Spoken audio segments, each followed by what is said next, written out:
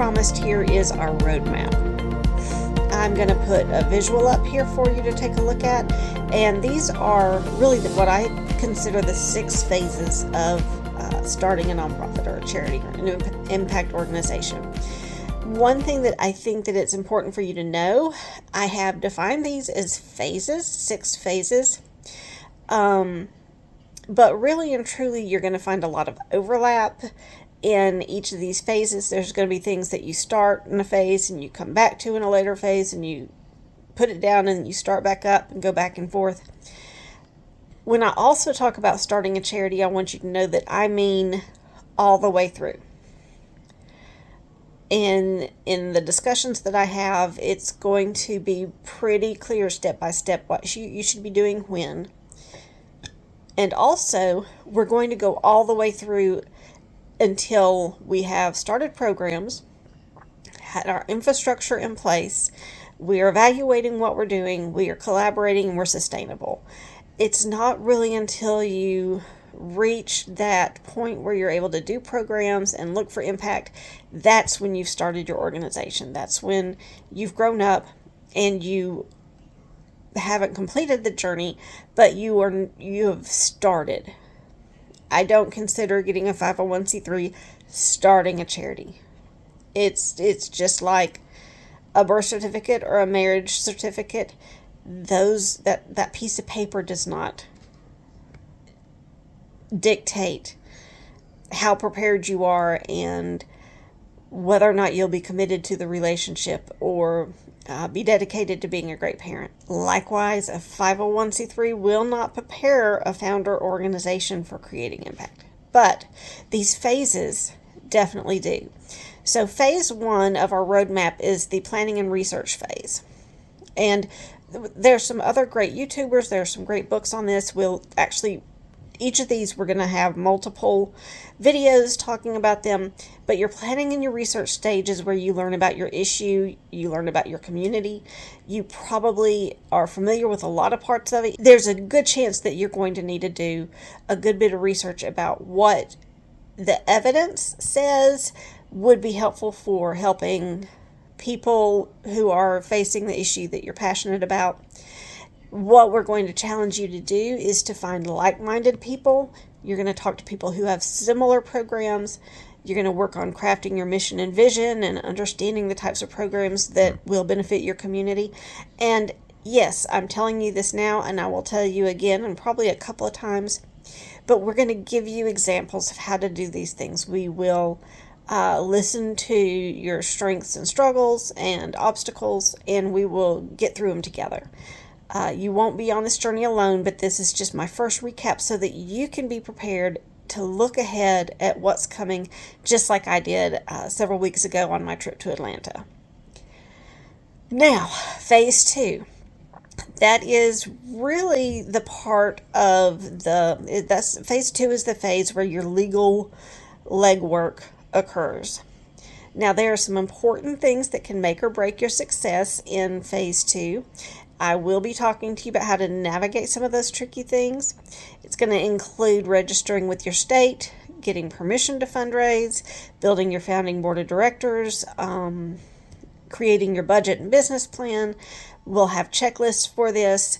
And phase 2 is indeed when you do apply for your tax exemption. The next phase that we have is really about building the foundation of your organization. There's going to be a lot of information about record keeping, fiscal management, building your administrative side of things, learning the rules about operating a charity. I don't know if you've thought about this yet, but the rules for charities are different than many other business structures. And one of the things to go ahead and start keeping in mind right now is the reason why the structure is different is because charities operate off of OPM. If you hadn't heard that phrase, that is other people's money. And when you're spending someone else's money, there's several extra layers of accountability that come with that.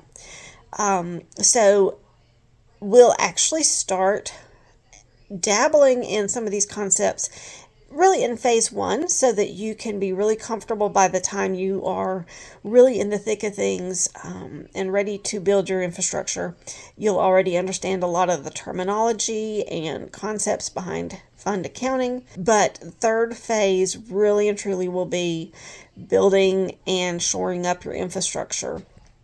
And you will have been learning a lot of the other concepts that you'll need to know in phase three along the way. All right, so 6 phases. Phase 4 and phase 5 go hand in hand. That's where I place fundraising and grant writing, and then also putting together our programs and initiatives. I think that these 2 things go hand in hand.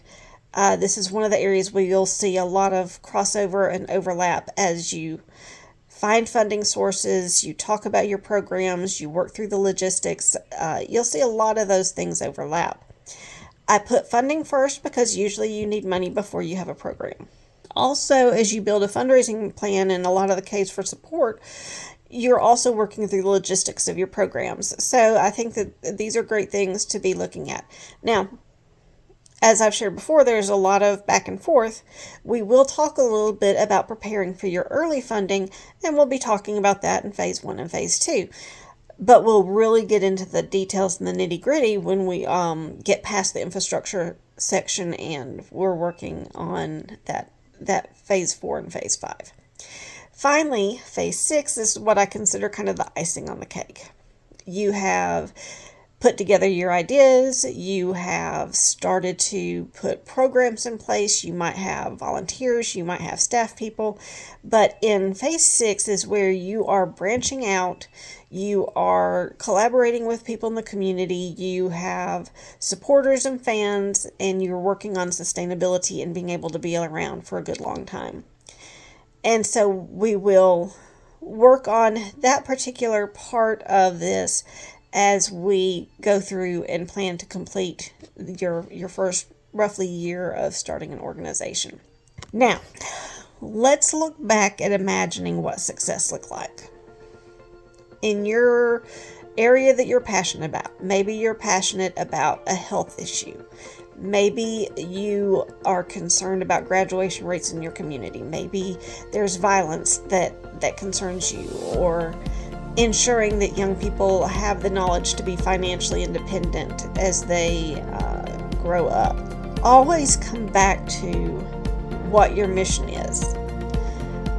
Always be proud of standing up for what you think needs better outcomes in the future.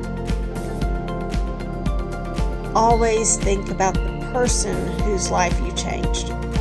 And when you think about that person and that group of people, plan for yourself to use a roadmap on your journey. Don't think that you've arrived as soon as you get your 501c3. That is just the beginning.